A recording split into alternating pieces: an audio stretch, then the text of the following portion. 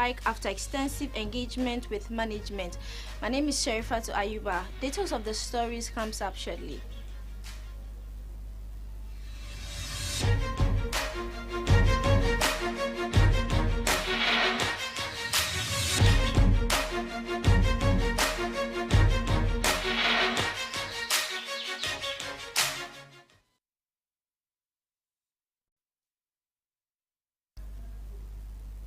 Thank you for staying with us. We're moving on to our first story. And in our first story, the leadership of Komfo Anokye Hospital, Teaching Hospital Doctors Association, has suspended its industrial strike following a series of engagement with members and management of the facility. After deliberations on the hospital's accommodation crisis, the doctors entrusted management, the Regional Coordinating Council and Lands Commission to prevent the alleged private developer from taking possession of their bungalows. This paves way for the doctors at CAS to resume work on Friday, 15th March 2024.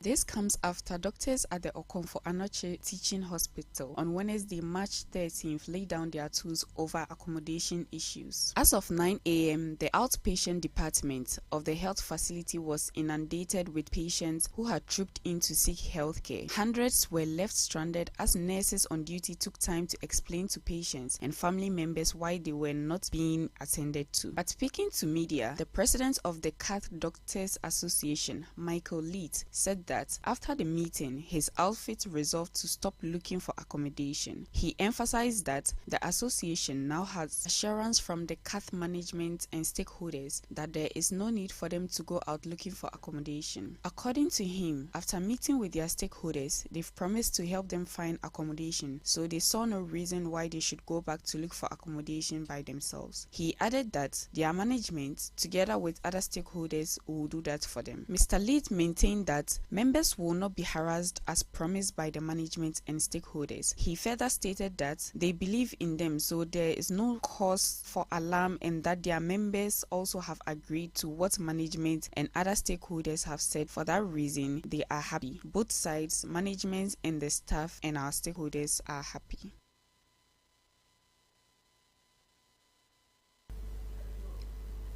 The Economic and Organized Crime Office, EOCO, has arrested 4 people allegedly involved in sophisticated mobile money and SIM swap fraud scheme. EOCO has put the 4 accused, including a female, before an Accra Circuit Court for their actions, which have led to the loss of about 114,000 Ghana cedis belonging to Ghana's largest banks. The accused are Richmond Donko alias Chino, Cecilia Asabre, Salifu Ishan, and David Asumeni Bawia. They have been charged with conspiracy to steal.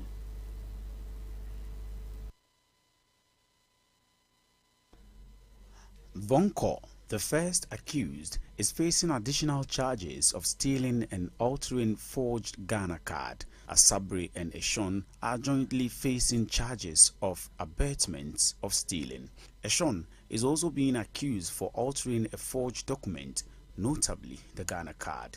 The accused persons pleaded guilty with explanation. The court, presided over by Mr. Isaac Adu, upon hearing their respective explanations, entered a plea of not guilty on their behalf. The prosecution, led by Mr. Ebu Isa of EOCO, asked the court to remand them so that EOCO could complete its investigations by arresting one Derek Obin, who is considered to be the mastermind of the crime. The prosecution argued that remanding the accused will prevent them from interfering with the investigation. Mr. Divine Efakari, counsel for Donko, the first accused person, sought bail for his client, claiming that Donko was gainfully employed and had a fixed place of abode. Donko's charges, according to his defense counsel, were bailable. The court, after listening to submissions from the prosecution and defense counsel, exercised its direction in favor of the prosecution. It remanded the accused persons based on the gravity of the offense and to prevent further interference. The accused persons are expected to reappear on March 27, 2024. The prosecution argued that on February 14, 2024, the Yoko received complaints from a bank that an amount of 113,947 Ghana cedis had been stolen from 6 of its customers' bank accounts through a sophisticated mobile money and SIM card swap fraud scheme. According to the prosecution, the individuals suspected of running the mobile money and SIM card exchange fraud were arrested by police in Kaswa on March 2, 2024, following a tip. The prosecutor told the court that investigations revealed that the accused persons operated in such a way that, with the assistance of some unscrupulous individuals within the Vodafone, Airtel, Tigo, and the bank in question, mobile phone numbers associated with specific bank accounts were swapped without the knowledge of the actual account holders. It stated that swapping allowed the accused to take control of the account holders' banking channels, which allowed them to move funds from the victim's account to various bank accounts and mobile money accounts. According to the preliminary investigations, Donko and Asabri altered the SIM card in the name of one William Ej Kwaten. They then used the altered ID card to swap the phone number attributed to the bank account number belonging to William Ej Kwaten and transferred a total of 33,850 Ghana cedis from the said account to bank account numbers belonging to Asabri. The prosecution said Asabri withdrew the funds immediately after the accounts were credited. It said Donko and Ishon also sent 5,000 Ghana cedis to Vodafone cash number which belonged to Ishon's brother Razak Salifu. The prosecution said the bank account numbers belonging to one Comfort Asamoedu were also taken over, resulting in a total transfer of 10,341 Ghana cedi from those accounts to an MTN mobile money number belonging to Ishon. Additionally, the bank account number belonging to one Patrick Kujo Yabua was also taken over. The amount of 10,000 Ghana cedis was transferred to mobile money number belonging to Ishon. Finally, the prosecution said preliminary investigations indicated that in an elaborate social engineering scheme, Bewa attempted to steal an unspecified amount of money belonging to one Muhibatu Abdul Basit through her Airtel Tigo cash number.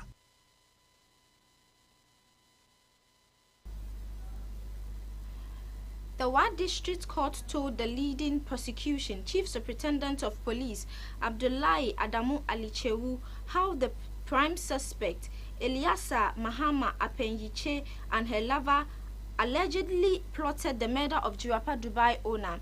He also prayed the court for 4 of the 7 of the suspect to be discharged and acquitted.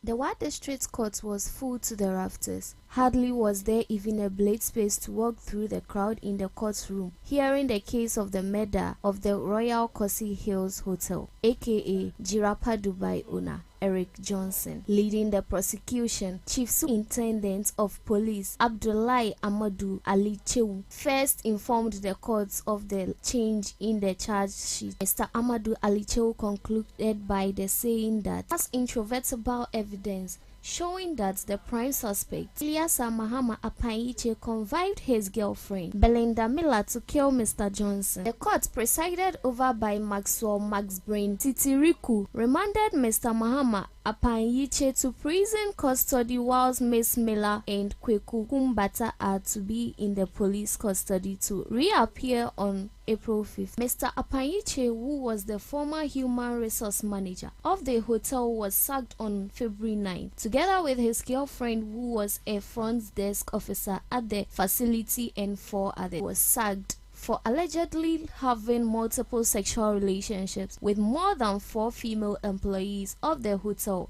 which resulted in fighting and unhealthy rivalry among the female workers, thereby impeding work at the hotel. The hotel manager later rescinded the decision to sack 26-year-old Belinda Miller, who is a national service person.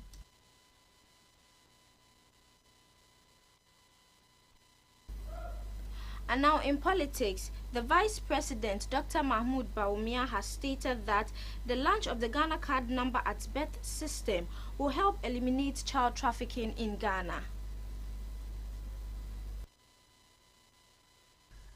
The Vice President emphasized the importance of the system helping to promote the health and well-being of children and contribute to economic development through accurate population records. Speaking during the launch of the Ghana card number at birth on Thursday, March 14, Dr. Bawumia highlighted the importance of the Ghana card in improving the accuracy of child mortality data and facilitating the computation of district-level fertility. According to him, that database would also help the nation to deal with the problem of child trafficking, which is a major issue. He said when a child is trafficked and the culprit is arrested, the child is unknown. If the child is on the NIA database, it will be likely to identify the child and return him or her to the parents. Dr. Bawumia emphasized that the integration of the databases from the Ghana Health Service, the NHIA Birth and Death Registry, has been successful. He stated that the integration of the Ghana card number means that children born in Ghana are assigned a unique identity connected to their mother's identity from the moment they are born. The Vice President mentioned that it is not only about issuing a Ghana card number, but recognizing and affirming the rights and existence of the youngest citizens and laying the foundation for their future to ensure they have access to health. He further stated that the Ghana card number at birth system promises many benefits, which provides documentary evidence of legal identity, social relationship and rights from birth, and ensure social protection. Dr. Bawumia concluded that it enables effective planning of essential services like health, education, and social welfare, which support economic growth, poverty reductions, generate continuous demographic data for better management, and sectorial improvement in health and well-being.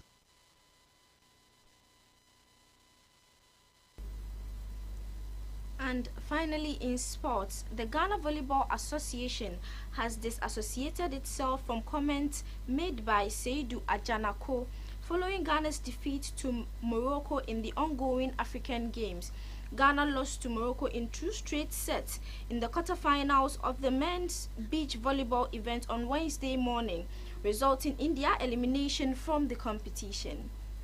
Prior to the clash against North Africans, Ghana had won their first 4 games of the event since the start of the competition. Speaking to the media after the defeat, one of Ghana's players, Ajineko, complained about the team not receiving protective socks for the games, which have left them with blisters. All our toes are full of blisters because of the heat of the sand. That can also affect you, he said. We didn't get the sand socks to wear because they told us there is a shipment coming and it has been delayed. However, GVA has denied the concerns raised by Ajineko. In a rejoinder issue on Wednesday evening, the association disassociates itself from the players' comment, claiming the team lost to an equal good side.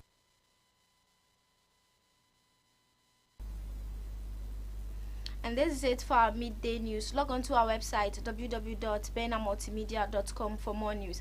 My name is Sherifatu Ayuba. Enjoy the rest of our programs.